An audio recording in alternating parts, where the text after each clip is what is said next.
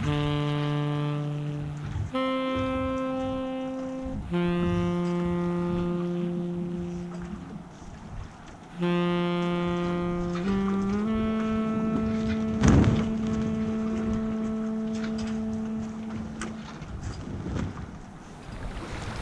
who would have thought just 20 miles back down that way we were battling that great big squall.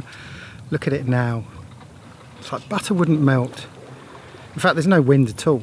And in fact, we've got to be a bit careful about how fast we go, because it's now about, what, 22 hours to go before we arrive at Miri on a rising tide. So we have to be careful not to go too fast. So we're literally doing about 3.5 knots.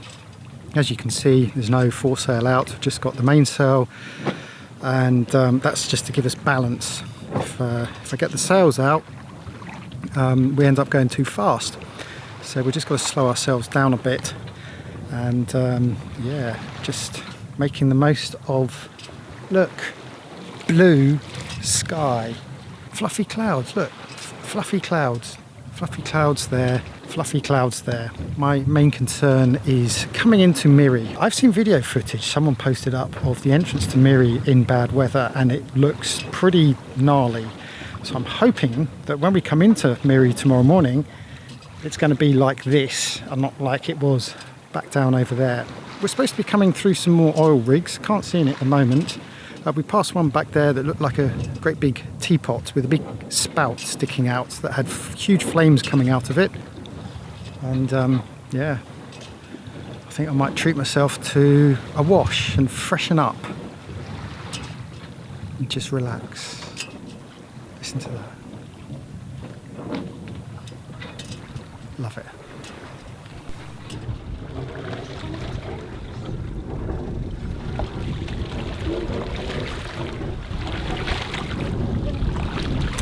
So we were bobbing along there under sail, not doing even 3 knots, just enjoying sitting in this beautiful sea.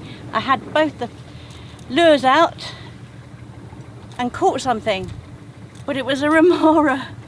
And as I brought it in, there was another remora underneath the boat, so we very carefully, we couldn't film it because we were doing it together. You pulled him out and I managed to unhook it, threw it back in. It looks like he's got away okay.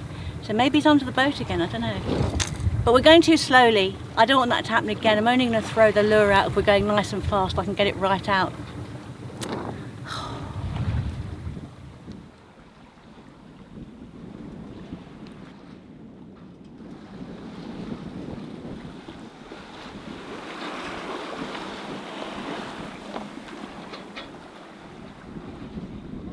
If you're watching and enjoying, click the subscribe button and notification bell so you don't miss our new videos.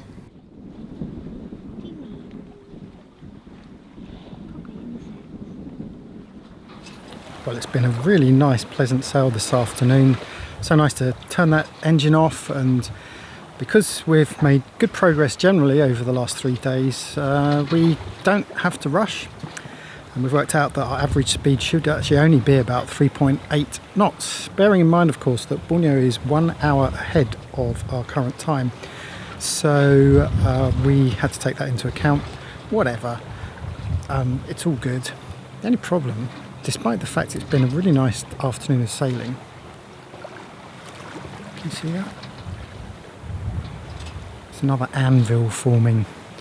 So I wonder if the squall that we got this morning is typical of this area, that heat from the land of Borneo builds up and creates these big storms frequently.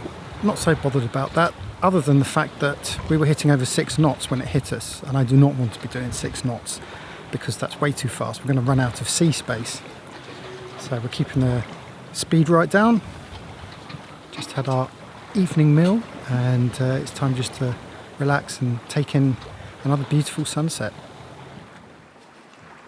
We've got about 10 to 12 knots of wind on a gentle broad reach, making just over 4 knots, which is just about right to get us to our destination of Miri Marina at the right time to hit the right tide to get in, all being well. And not only that, we've got a little hitchhiker. He's been off and on the boat the last 2 days. He's taking a little rest at the moment.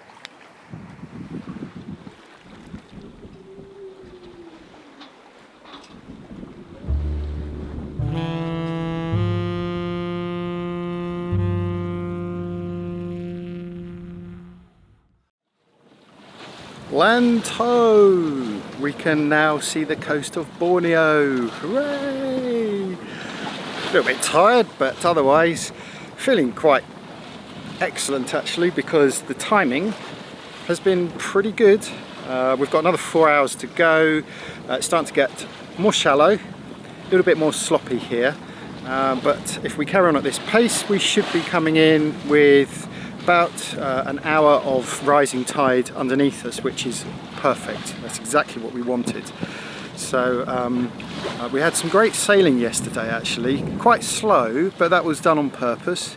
And then at night time we stuck the engine on low revs and had the sails out as well.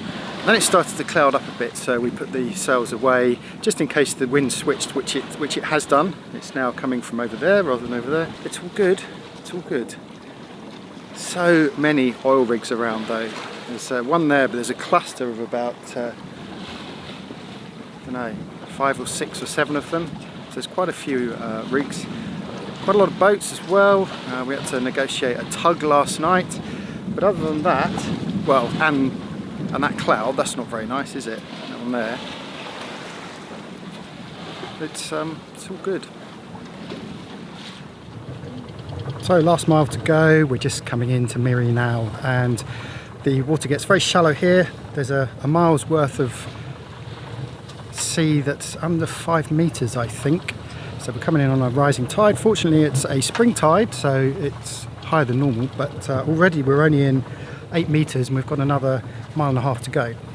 And there's a guy that works there who sort of represents the marina who's been in touch. He's told us which pontoon to go into, so it's all looking good. I have to say, it's really hot here. Haven't felt this hot in a long time. And of course there's no wind, which is a good thing coming into a marina.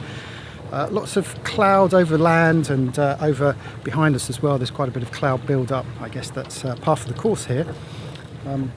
So yeah, right, lines are ready, fenders out, and ready to call in on Miri.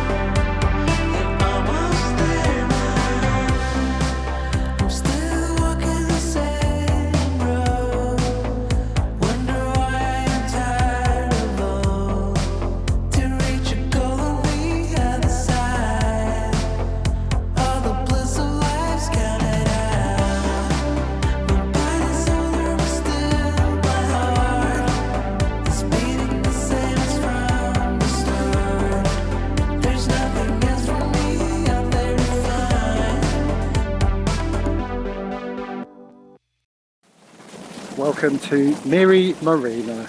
It's a beautiful day. Rained yesterday, sunny the day before, rained the day before that. Very changeable. Typical Brit talking about the weather first. What else can we say? Well, over there is the breakwater, and there's a bouncy castle and a few cafes and all that kind of stuff. And horrendously loud processed pop dance music. Karaoke, I reckon. Oh yes, karaoke, yes. Did hear one good person singing yesterday. So yeah, very small marina. Very nice though. We've got 3 other boats that we know, including Icy Red, Sue and Ian, who I think we've said goodbye to at least 4 times now, and we keep bumping into them. It's nice to have them next door, and Mark and Kim are next door to them. So on Zizi, who we've been hanging out with in the Anambas. So that's all good. But today we're going to go into town. Now we're going to get a grab.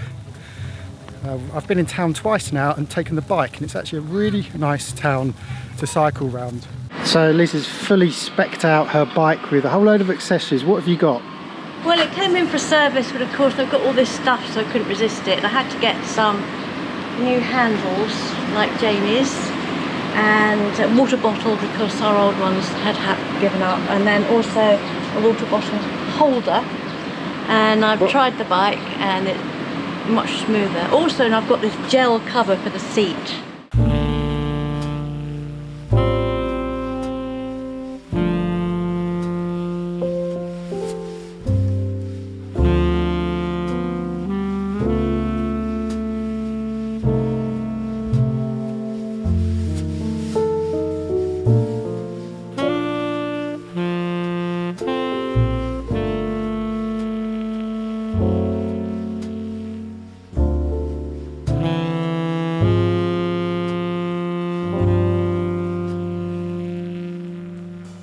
But today we're going to do a bit of shopping. Maybe show you a couple of shopping malls. Yay! And a few temples and some fish markets, something like that. Not too heavy. No, but I think we'll probably stick to the malls for the AC because it is swelteringly hot today. Here comes the motorbike. I'm going to stop recording now. So I've just realised I haven't actually done any talking to camera since we approached the marina, and haven't given any sort of thoughts and reflections on our passage, which was around about 500 miles from the Anambas, apart from that one stop in Saracen Island. It was a mixed bag. We managed to get some sailing in. It was mainly motoring or motor sailing, but what was nice was we were ahead of schedule on the last day, and so we were actually able to turn the engine off and just have a very nice slow sail for the whole afternoon and into the night, which was great. Traffic wasn't too bad apart from the odd unlit tug, the odd fishing boat, but otherwise it was all good. It was okay. It was just strange how the southerly or the southeasterly, it was like someone just switched it off overnight. It just disappeared, and we sat out in the Anambas waiting for it to come back, and it never did. So pretty glad that we left when we did. There's the rubbish. Someone asked what we do with our rubbish. Well, rubbish, if we can, we'll dispose of it locally. We don't like to burn our rubbish, but who's to say that that rubbish doesn't get burnt? Organic matter goes over the side. Glass bottles we'll try and break if we can. They go over the side in deep water. It's inert. Maybe doesn't break down unless it hits a rock, but we only tend to do that in deep waters. Tin cans we don't put over, especially these days, because they're often impregnated with dyes and what have you. So where possible, we try and keep our rubbish in our dinghy, and then we'll come ashore, and obviously they have the facilities here to dispose of the rubbish. And that is the best that we can do, really. I know it's very easy to say, oh, well, you should be recycling this and you should be doing that, but we're kind of bound by what is available in the locations we visit. It was encouraging to see actually in the Anambas that they were recycling cans. So they were very happy when yachties would tie their dinghy up in the town centre and dump off their rubbish, because invariably they're full of beer cans. So at least they've got that going. The locals get a bit of money for recycling the tin cans. Right, I'm just going to quickly take you upstairs of this building. It's a little, it's the shower block area, but it's also a kind of chill out area. Now this upstairs area could be a really good chill out place. There's beautiful bougainvillea here. I'll turn the camera around. It's rather fantastic, isn't it? So this is Miri Marina. Harbour Police, Harbour Master, Coast Guard keep their boats there. There's a few big uns there, which I think are being renovated for chartering. And then sort of 3 pontoons of yachts. What we're finding is that the weather that we do get, when I say weather I mean storms and what have you, tend to build up over land. So this is over land here. You can see just through there is the sea, which today is looking very benign, but when the weather picks up it can get quite choppy out there.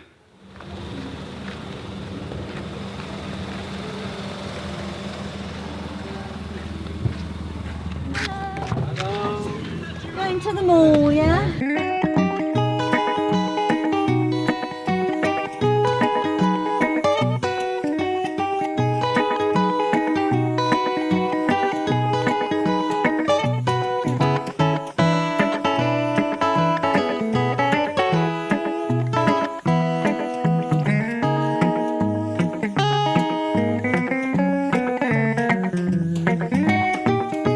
Okay, I know what you're thinking. Why the hell is a sailing channel showing us around a shopping mall? Good question. Well, we wanted to dispel the idea that Southeast Asia is a little bit backwards when you compare it to the West. We get the occasional ignorant comment about how Malaysia is a third world country, and this couldn't be further from the truth. Miri is packed with bars, restaurants, and yes, lots of shopping malls. It's the perfect place to provision for both local foods and also for foreign comfort foods. Cheese, lots of cheeses, wine, beer, spirits. You're pretty much spoilt for choice when it comes to our favourite brands. And did we mention chocolate? So much chocolate. Oh. You've seen us eating out at local food stalls and sampling local life, but sometimes a yachty likes to spoil themselves with the odd luxury. And believe it or not, a lot of the locals share the same tastes.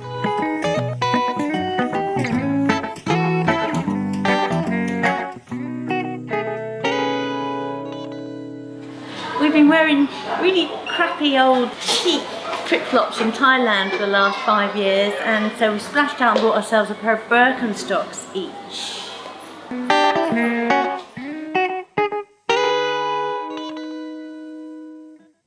Found a good way of collecting water and using it for the washing up. Place your washing up bowl on the floor underneath the leak in your hatch. Anyway, it's a crap day today, so a perfect day for me to start work on the heating system that we want to install. We've gone over this a million times, and I finally decided that we're definitely going to put a diesel heater in. It's going to go here, where at the moment we have our second small fridge which sits inside this. This is all going to have to come out. That's another story, but before we order it and we go ahead with it, I need to make a mock-up of the Dickinson Lofoten heater. I've just started, so these are my little struts that I've made, inspired by Ton and Tui, because this is what they always do when they make something first, they do a mock-up. So that's the height and that's the width. So I've got a couple more height pieces, and then the depth, it's long. The depth is that length. So we've got to do this. So we've actually got the thing in front of us and to work out whether it's going to fit and what we need to do to make it fit. But surely the most important thing we're trying to work out is where the chimney goes. Yeah, well, once we've got this, obviously it won't be as flimsy as this, we can then play around with it here, because you are restricted. There has to be a certain amount of space between the heater and the back wall. You have to allow some air to flow through there. It's quite a short run, 4 foot, which is the minimum they suggest for a chimney, which means it has to sit down to get that 4 foot run straight up here for the flue to go straight up. And then once we've done this, we can look through and see where it's going to come out on deck. We think it's going to be okay where it's going to come out. It's very central, so there's not much of a curve on the deck, which makes it easier to put it through and to cap it off. But it looks like it's going to sit just between the forward block and the mast, where there is nothing, and where we don't walk there, nobody goes there, apart from Millie sometimes. So as Liz mentioned, it's been rather rainy this morning, which has highlighted an issue that we have had for some months now, which is this leak in the saloon hatch. And it has got quite bad, so bad that we are having to put things on the floor to catch the drips. It's dripping once every 2 seconds or so. What's really frustrating is that we refitted this only earlier this year, and we did it properly. We etched the rim with the Sikaflex primer and then set it properly. We spent quite a bit of time. I say we, it was Ton, Tui and myself, the 3 of us did it all together. I mean, they've done it, we've all done it together before actually on other hatches, and they've been fine. I think the problem with this is that there is so much traffic on this. We are constantly opening and closing this, especially with this weather where it's sunny 1 minute, so we open it up, and then it rains, so we have to close it. Consequently, the seal has started to come away, the Sikaflex started to come away from the perspex. And so the water is dripping in. I've already tried to repair it once. We are now somewhere where we can no longer get Sikaflex. You can't buy it here. So I'm hoping by the time you watch this, we'll have fixed this. But if anyone has any ideas about how to properly sort this out once and for all, bearing in mind this is being opened and closed frequently, please pop them in the comments below, because this is driving me nuts.